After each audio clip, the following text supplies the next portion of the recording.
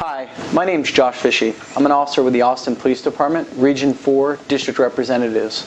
And it's my honor today to be sitting with Lieutenant Ernie Hinkle, who served honorably 35 years in the Austin Police Department. Lieutenant Hinkle is also the author of a great book that I'm still in the process of reading, Lieutenant, A Street Cop's Stories. Fantastic book available on Amazon. Lieutenant Hinkle and I are going to sit down for a few minutes here and talk about Blue Santa, the history of Blue Santa, and how the program grew under his tenure. Who some of the people were behind the organization and the creation of that, what the program is today. Thank you for joining me today, Lieutenant. It's a pleasure to be here, Josh. Thank you very much for driving way up here. I know it's a long drive. Well, we enjoyed it. Lieutenant, you said the Blue Santa program started in 1974. Can you elaborate on that and tell us what sparked the creation of that unit? What was the motivation behind the creation of the Blue Santa program? Well, Josh, Chief Bob Miles, our chief at that time, decided to open up a couple of storefronts in our, at that time, high crime rate area. It would have been, we opened up one at 7th and Canadian and one out on Metropolis Drive. Primarily our objective was to meet all the people living in that area on a different standard than we normally respond to a call. And our area was located between the river south and Main Road north, I-35 on the west side, all the way to the city limits on the east side, which covers a pretty big area. The storefront that we were working out of on 7th and Canadian was really a hot spot for, and we were trying to encourage people to come in and meet the police, and the police go out and meet them on a personal basis. Assigned to that unit at the time was Dan Richards, Billy Fuentes, Sergeant Roosevelt Sampson, Sergeant Ray Sanders, and I. We primarily were attempting to just go out and go to the houses and meet people, and go to the stores and meet people. And along the way, we were talking about how they could prevent crime and crime prevention. And the truth of the matter is, when we talk about crime prevention, none of us really knew what we were talking about other than maybe locking your doors, locking the car doors, and be aware of the area around you, what's going on. And I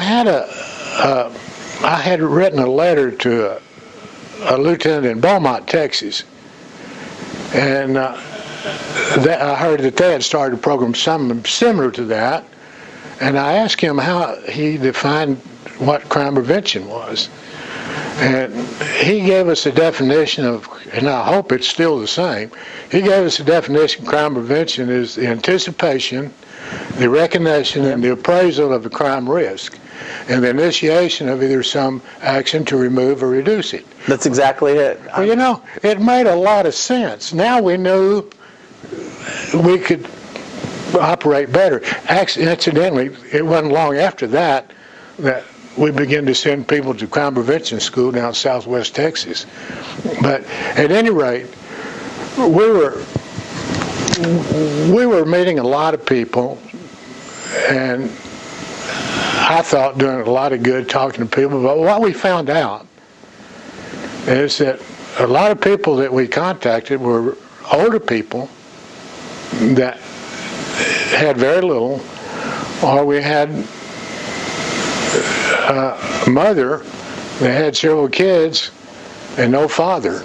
And it didn't take us long to realize that a lot of these folks are not going to have much for Christmas. And so we were sitting around the office, and I think it was probably early October, trying to come up with some way that we could do something different. Not that we felt like that we wasn't doing a lot. We were working an awful lot of hours, and we had now already contacted the car lots and the stores, and it was really a workable situation. Well, we were sitting around the office and decided that we'd try to come up with something to do for Christmas. It was coming up on us before we knew it. So there were 6 of us there, and we all decided, well, we'll just donate $20 each. Well, you know, we wasn't making that kind of money either, and Christmas was coming up, and I think old Dan Richards said, well, maybe we could go out and make this public. And Ray, we talked about it a little bit, and it said, yeah, Ray said, well, I'll contact American Statesman. And so I said, well, I'll contact the APA. And anyway, so we talked about it a little bit and county tabled it. Now we decided, what are we going to name it? Let's just name it Santa Claus Will Come, or that we didn't like that. We threw out several different answers, questions, and Sergeant Ray Sanders spoke up and he said, well, we're wearing blue uniforms. Let's just call it Blue Santa. Well, that's great. So it's Blue Santa. So that's how it started. So Ray went. And that was Sergeant Ray Sanders? That was Sergeant Ray Sanders. Okay. Right now, he went on up the ranks. He retired as chief and is living in Lockhart, Texas now. I haven't talked to him in a long time, but he's a great person. Anyway, Ray went and talked to American Statesman, and they run a little article on it. I went and talked to APA, and they donated $150. And in the 1st of December, we really started getting a lot of people just drop by and drop off stuff. Well, we made so many mistakes that first year. It was a mess. It was a job, but it was a mess. So we decided now it's 1st of December. I go and talk to all of the shifts, which at that time we only had one police station. That was the main one, 7th and Frontage Road now.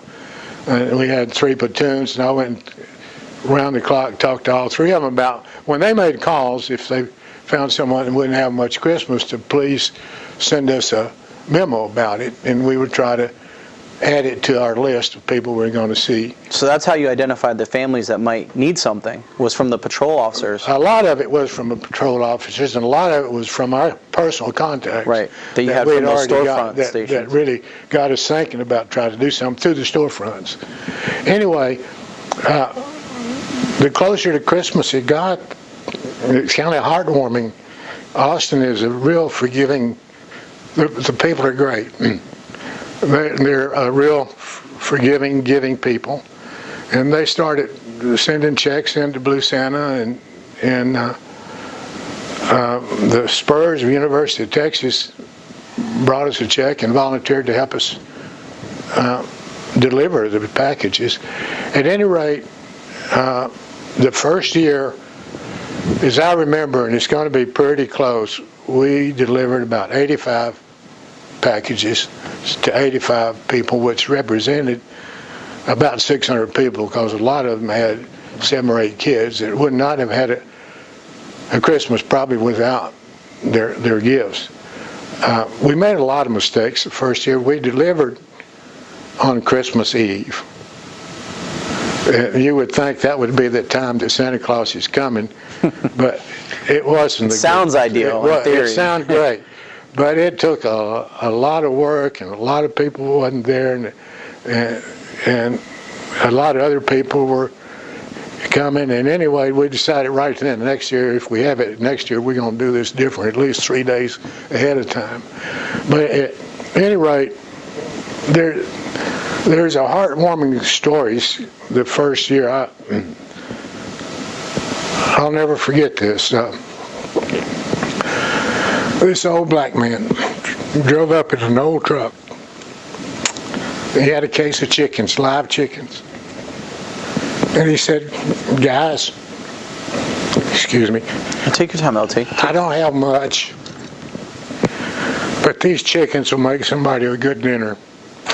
And he left those freaking chickens there. The first thing a couple of them did, got out of the coop, and we had to run them down 7th Street. Finally got a coat hanger and made a end on it and got them back in. And anyway, he told me, he said, I want my cook back. So we gave all those chickens to some people out on the Topless Drive. And I think they killed 3 or 4 of them. He kept a couple of them, but it worked out good. But there was a lot of heartwarming stories, people giving that couldn't afford it. Anyway, that's basically how the Blue Santa got started in Austin. So you mentioned some things that didn't go so well the first couple of years, or that first year rather. Obviously, delivering on the Christmas Eve, that had to be tough. You know, probably had a lot of no-shows and things like that, non-committals. What were some other things? Challenges that you faced that first year? Well, one of the things that first year, we all was late getting home for Christmas.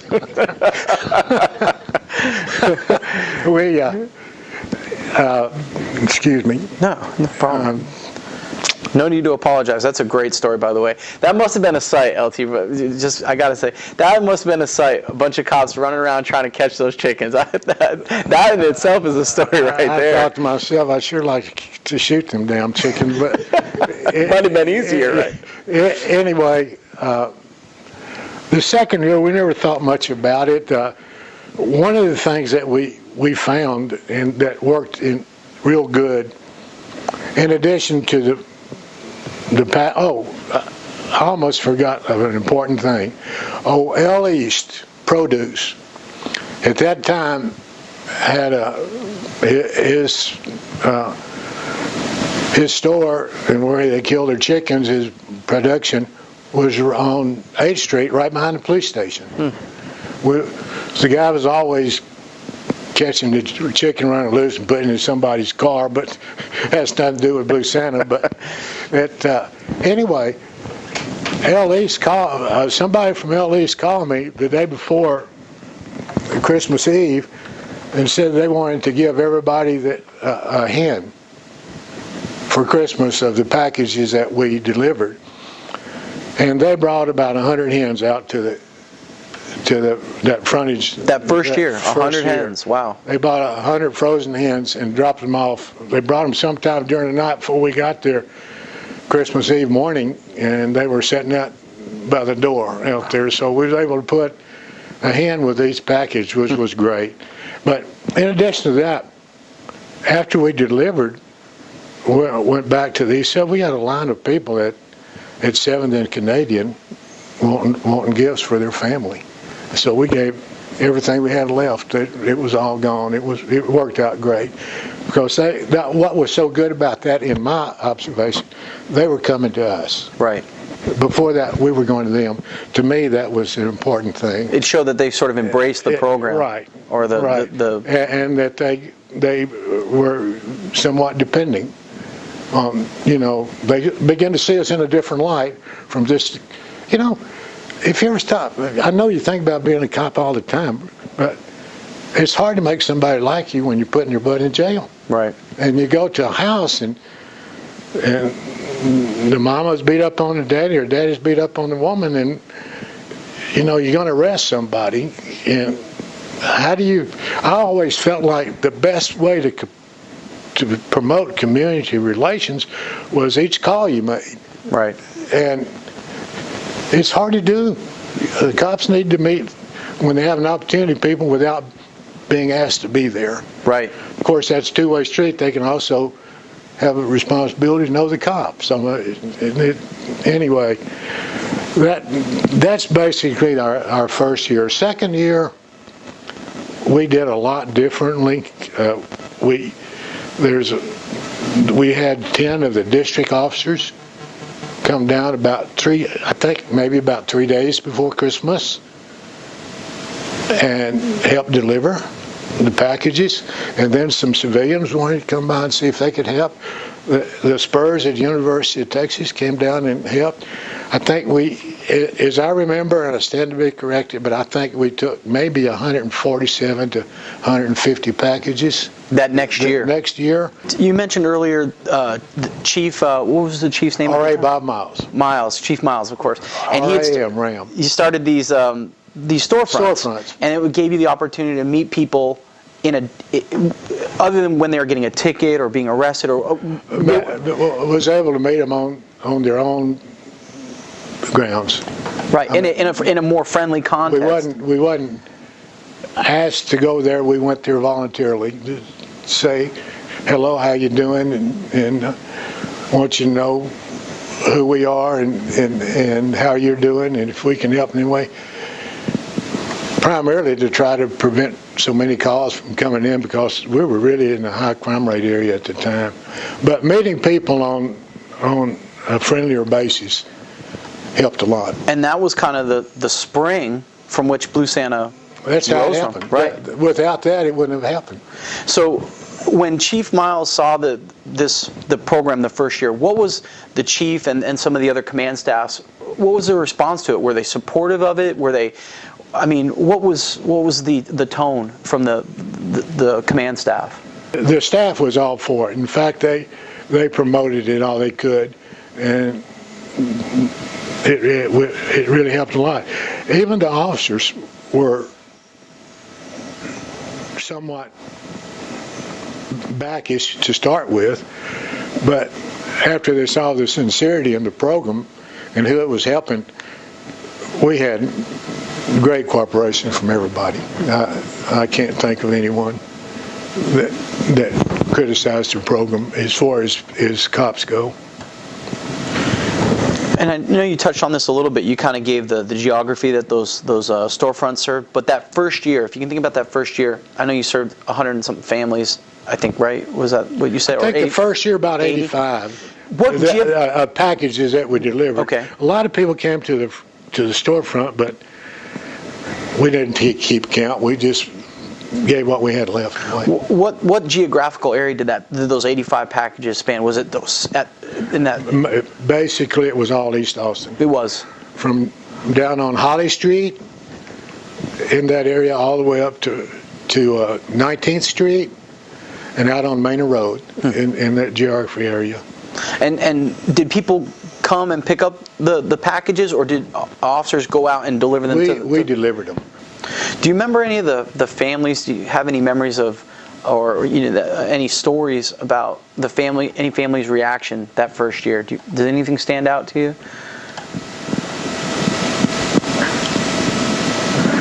I think the thing that stood out to me the most was not necessarily the families that we delivered to, but the people who came to the storefronts later, that Christmas Eve night, that wanted to know if we had anything that they could take to their family.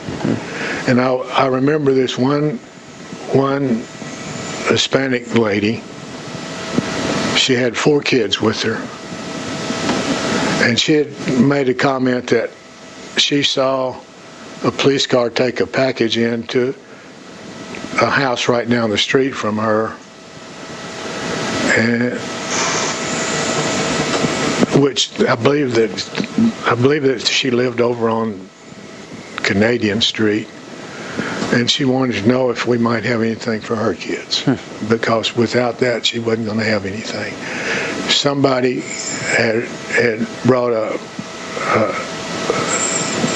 package over there, but there was no toys in it, and I think there was some candy in it, she said, and they appreciated that, but they would want to know if we had anything that they could have. That stood out to me, and to see the kids have a stuffed toy, or one of them I remember had a toy on a little string that he was pulling down the street when they left there, and that was, that was mission accomplished, right? Yeah. Lieutenant, you and I have been speaking about Blue Santa and the formation of these storefronts that Chief Miles had kind of opened up, and really, out of that where you were going out and meeting people in the community in a non-911 call-driven context, but going out and meeting them in a just a consensual way and getting to know the people of the community. And it was out of this community sort of outreach and community policing model that Blue Santa kind of sprung forth. Is that right? Well, Josh, I think primarily when we're talking about Blue Santa, you got to think about police-community relations, because in essence, that's exactly what it is. And police-community relations could never really exist without the officers being involved on a personal basis with the citizens. But you know, it's got to be a two-way street. Officers can't do it by themselves. The citizens have got to step up and help support the officers. But an officer contacting an individual without a 911 call or without having to put somebody in jail is very meaningful to that individual. And as an officer has an opportunity to do it, and there's no better opportunity to do it than when you make a call and then leave there with the idea that if I don't have to arrest somebody, maybe I can help them with whatever their problem is, and put an effort in to do that. That is police-community relations. So I had a secondary goal here today with the interview, learn a little bit about the history of my unit, which is the district representative unit, and I've learned that basically today's modern day district representatives can really trace their roots back to what you and those other officers that you identified with those storefronts, and really the Blue Santa, that relationship between the community outreach and community policing model and Blue Santa are really kind of the precursors to the modern day district representatives. You know, Josh, it sure seems to me like that you're doing a lot better job than we did back in my day with that. When we're talking about police-community relations, that's exactly what it is. I don't know how you could look at it any other way. Let me just ask you, one final question, if I may, and that is, seeing where the program is now, and the hundreds and hundreds of people that have been served by Blue Santa since you retired, what kind of feeling does that leave you with? Are you? It's got to be kind of. You feel pride? Do you feel a sense of accomplishment to look back and know that the success of today's program really was on the backs of you and the work that core group of officers did back in 1974? Well, Josh, I don't know. I look at it maybe in a little different way. As far as being proud, really, we didn't do anything that any other officer would not have done. We were just afforded the opportunity and began to try to think out of the box a little bit on how we could contact people without being asked to be there. It's unbelievable the way that program has gone, and to think that we had a little to do with it is heartwarming. But really, the thing that I'm proud of is that the people that receive something from Blue Santa are the people that I'm proud of. That really, if it'll help them in any way to have a better Christmas or a better life, that's what it's all about. It's not about me or you or anybody else who started it. It's about the people that's keeping it going. Spoken like a true street cop, even humble to this day, when trying to give you that compliment and the obvious connection between the hard work you did in 1974 and the success we have now. So I just want to say thank you, Lieutenant, for everything. Thank you, buddy. And we appreciate what you did and sitting down with us today. Thank you for driving way up here. Oh, no, anytime. It's been 20 years since I got to really talk to a cop very long. Well, thank you for having us, and thank you for talking about Blue Santa. You're quite welcome. Thank you.